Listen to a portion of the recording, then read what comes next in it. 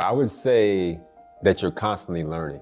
I've been an entrepreneur, business owner since I was a teenager, and I help a lot of businesses now.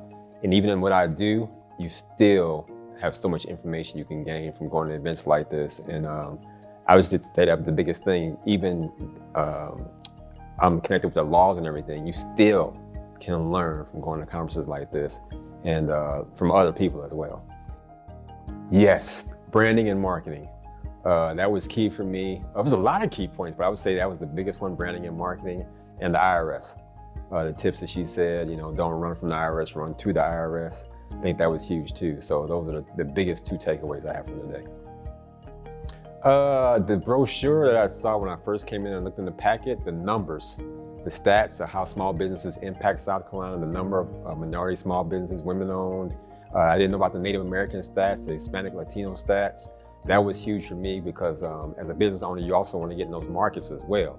So I didn't know that those numbers were that huge and that the impact they make on South Carolina. So I think what also impacted me was I didn't know that Commission on Minority Affairs did more than just African American market. So that showed me that there's another segment that we're connected to as well through your organization. Attend.